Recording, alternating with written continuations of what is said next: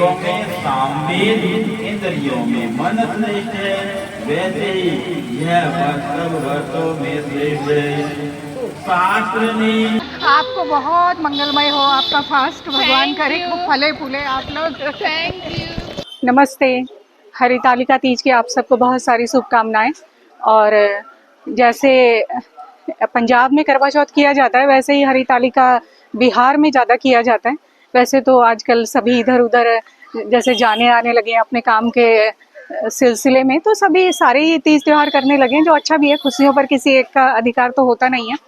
खैर, अभी कथा चल रही है, मैं प्रयत्न करूंगी कथा आपको पंडित जी जो सुना रहे हैं वो कथा सुनाऊं, और अगर बहुत लंबी नहीं होगी तो बाकी आप बने रहिएगा मेरे साथ। ने पुराण को वेद का सर्वस्व कहा है और उसी प्रकार यह वर्त संपूर्ण वर्तों का सार है।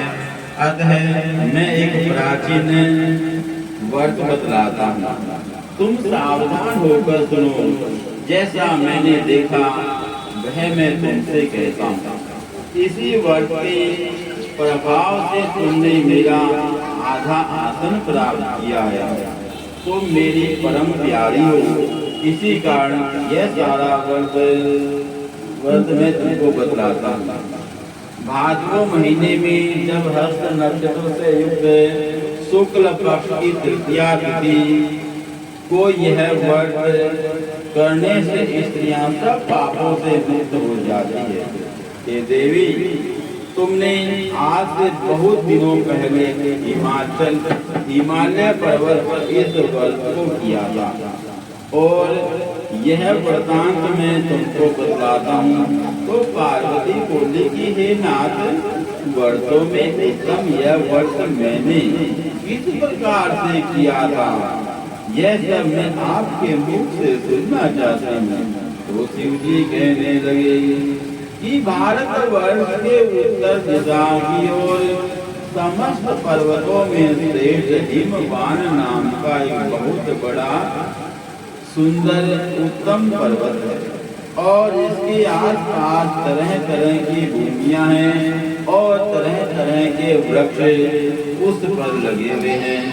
नाना प्रकार के पक्षी कलरव करते हैं और निवास करते हैं। वहाँ पर गंधर्वों के साथ बहुत से देवता, सिद्ध, चारण, पक्षीगण सर्वदा प्रसन्न मन से विचरण करते रहते हैं। वहाँ पर पहुंचकर अप्सराएं गान करती है, गंधर्व गान करते हैं, अप्सराएं नृत्य करती है। उस पर्वत राज के कितने ही शिखर ऐसे हैं जिनमें स्फटिक, रत्न और वैदूर्य मणि आदि की बहुत सारी खाने भरी हुई है। तो यह पर्वत बहुत ऊंचा है, ऊंचा तो इतना अधिक है कि मानो आकाश को मित्र समझकर छू रहा हो और उसके सभी शिखर सदैव बर्फ से ढके रहते हैं और गंगा नदी के जल की स्वर लहरी सदा सुनाई देती रहती है। हे पार्वती, उसी हिमालय पर बचपन में तुमने बहुत बड़ा तप किया था।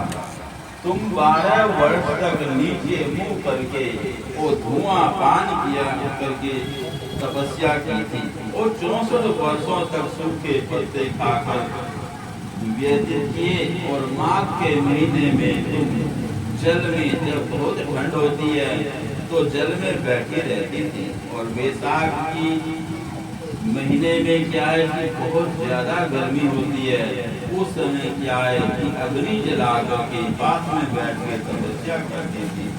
और सावन के महीने में अन्न जल छोड़कर खुले मैदान में बैठकर तप किया करती थी।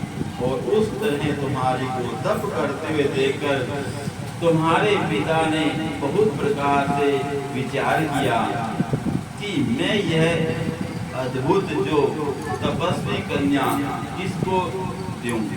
उस समय क्या है कि ब्रह्मा जी के पुत्र धर्मात्मा श्रेष्ठ मुनि श्री नारद जी वहाँ पर तुम्हें देखने की इच्छा से आए।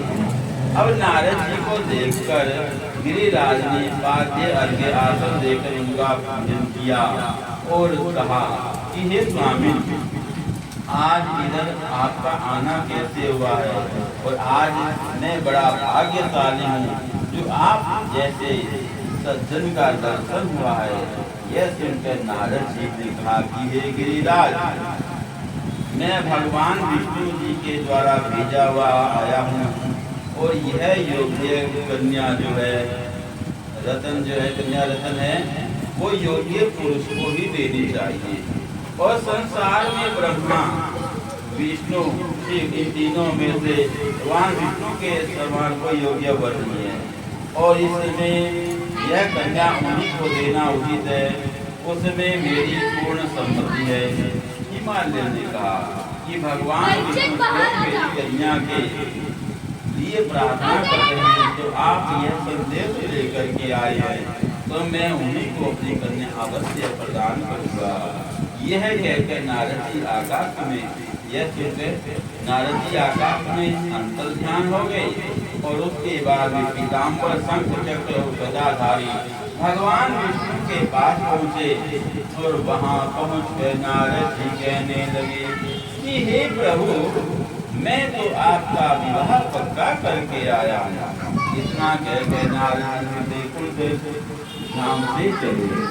उधर हिमालय ने सोचा कि अपनी पुत्री गौरी से प्रसन्न होकर कहा कि हे पुत्री, देखो, मैंने भगवान विष्णु से तुम्हारा विवाह पक्का करवा दिया है। पिता की यह बातें सुनकर पार्वती बड़ा मन में विचार करने लगी, फिर अपनी सखी के घर में चली गई और वहां जाकर के बड़ा विलाप करती हुई भूमि पर गिर पड़ी। और इस तरह तुमको विलाप करते हुए देखकर सखी ने कहा कि हे देवी, तुम क्यों इतना दुखी हो रही हो, इसका कारण बतलाओ। जो तुम्हारी कोई इच्छा होगी, मैं यथाशक्ति इसको पूर्ण करने की चेष्टा अवश्य करूंगी, इसमें कोई भी संशय नहीं है। तो पार्वती बोली कि हे सखी, मुझे प्रसन्न करना चाहती हो तो मेरी अभिलाषा को सुनो। देखो, मैं केवल महादेव को ही अपना भर्ता यानी पति बनाना चाहती हूँ, परंतु मेरे पिता क्या है कि इसके विपरीत मेरा विवाह करना चाहते हैं, और इससे क्या है सखी, मैं अपने शरीर को त्याग दूंगा। अब पार्वती मैया के ऐसे वचन सुनकर सखी ने कहा कि हे पार्वती, शरीर का त्याग न करो, चलो ऐसे वन में चले जहाँ तुम्हारे पिता को पता न चले।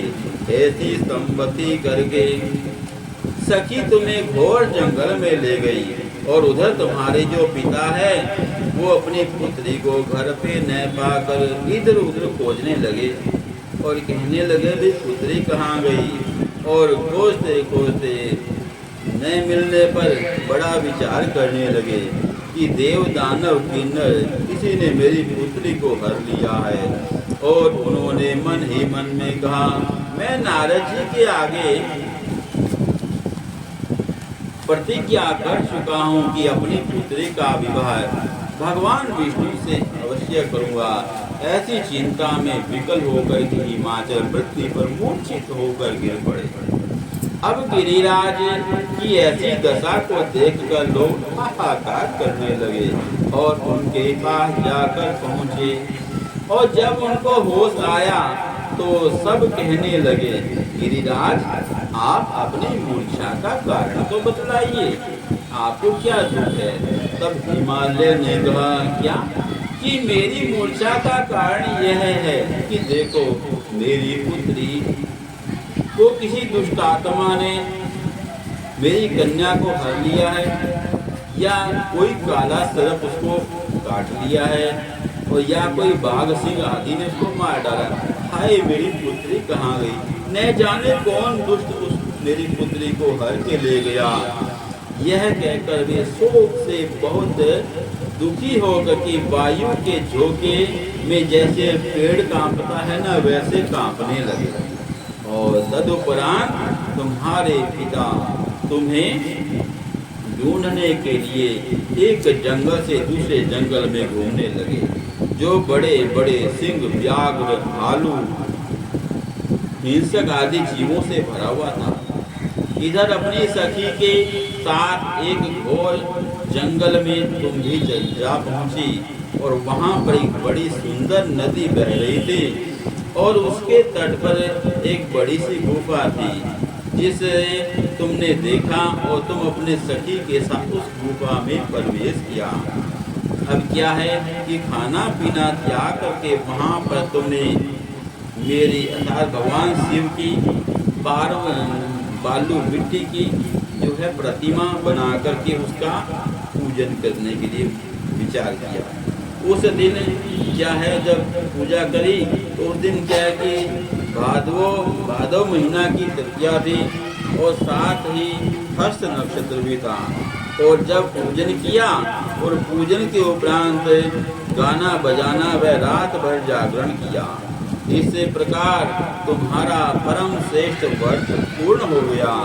और इस व्रत के प्रभाव से जो मेरा या भगवान शिव कहते हैं उनका आसन डोलने लगा और जिससे भी तत्काल ही उसी स्थान पर आप पहुँचे जहाँ पर तुम सखी के साथ थी।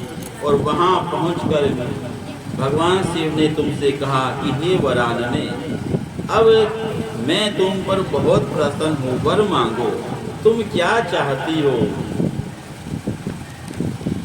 तब तुमने कहा कि हे महेश्वर, हे देव, यदि आप मुझ पर प्रसन्न हैं तो मेरे भर्ता अर्थात मेरे पति बने। यह सुनकर मैंने कहा, भगवान शिव कहते हैं तथास्तु।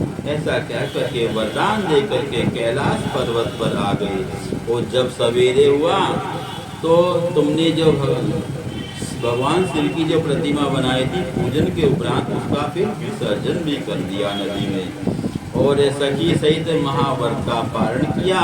और इस समय तुम्हारे पिता जो है ना हिमाचल तुमको खोजते खोजते वहाँ पर आ पहुँचे और चारों दिशाओं में तुम्हें जब न पाया तब वे बड़े व्याकुल होकर पृथ्वी पर गिर पड़े।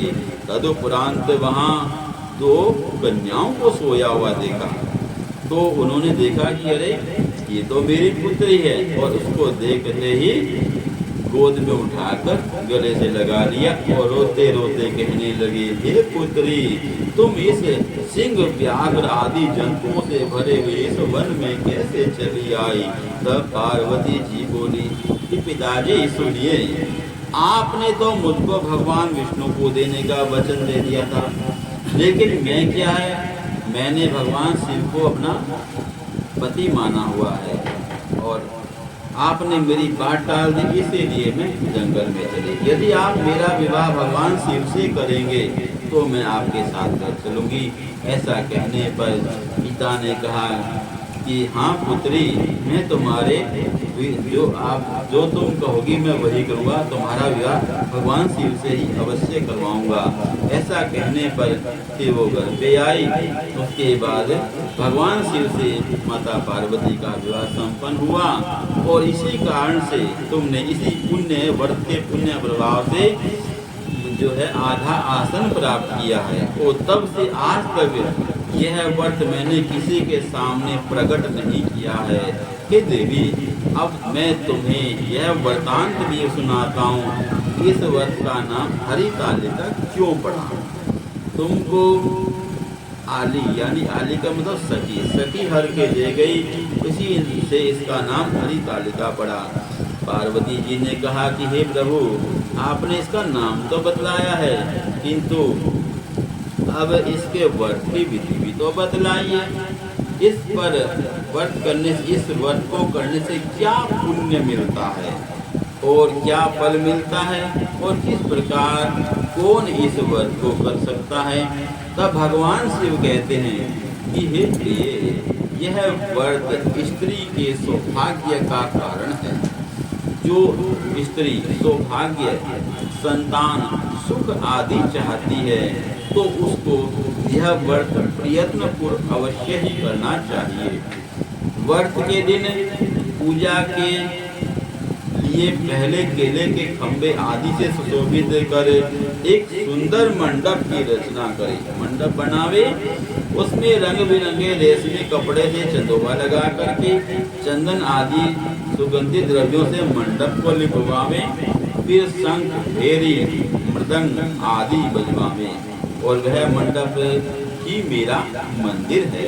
इसलिए नाना प्रकार के मंगल गीत वहाँ पर होने चाहिए, भजन कीर्तन आदि होना चाहिए। फिर शुद्ध बालू की मिट्टी से शिव जी की प्रतिमा के साथ, शिव जी को पार्वती मैया की प्रतिमा के साथ वहाँ पर स्थापित करना चाहिए। उस दिन दिन भर उपवास कर बहुत से सुगंधित फूल, गंध, धूप, नाना प्रकार के निवेद्य आदि सब इकट्ठे करके मेरी पूजा करें और रात भर जागरण करें। ऊपर जो वस्तुएं गिनाई गई है उनके अतिरिक्त नारियल, सुपारी, जंबीरी, नींबू, लौंग, अनार, नारंगी आदि जो फल प्राप्त हो सके उनको इकट्ठा करके उस ऋतु में जो फल मिले वो सब विशेष रूप से वहाँ पर रखने चाहिए। उसके बाद धूप दीप आदि से पूजन कर यह मंत्र कहे। शिव शांत पंचमुखी सूली नंदी भृंगी महाकाल गणों से युक्त शंभु आपको मेरा बारंबार नमस्कार है, नमस्कार है, नमस्कार है। और शिव प्रिया प्रकृति सृष्टि हेतु श्री पार्वती मैया सर्व मंगला रूपा और शिव रूपा जगत रूपा आपको बारंबार नमस्कार है, नमस्कार है और नमस्कार है। हे शिवे नित्य कल्याणकारिणी जगदम्बे शिवे स्वरूपे आपको बारंबार नमस्कार है। आप ब्रह्मचारिणी जगत की दात्री भगवानी आपको नमस्कार है, नमस्कार है, नमस्कार है। तो ये है हरितालिका तीज की कथा संपन्न हो गई है। अभी भी दूसरा जो समूह है, ग्रुप है, वो सुन रहा है और हम लोग मंदिर के बाहर आकर के बैठ गए हैं। तो अभी यहाँ से फिर घर जाएंगे। वैसे हमने व्रत नहीं किया, हमारी तरफ ये व्रत नहीं करते हैं। मैं करवा चौथ करती हूँ, ये वाला व्रत नहीं करती। पर हाँ, जैसे कि मैंने कहा कि खुशियों पर किसी का अधिकार नहीं है, तो बस देखने आ गए थे। यहाँ पे जो रौनक लगी हुई है ना, बहुत अच्छा लग रहा है देखने में, तो इसलिए आए थे। और बाकी जिसने भी व्रत किया उस सबको बहुत सारी शुभकामनाएं, जिसने नहीं किया उनके लिए भी शुभकामनाएं। आप सबका दिन और जीवन मंगलमय हो। और भाभियाँ भी आप सबको शुभकामनाएं दे रही हैं। हमारी तरफ से सबको शुभकामनाएं।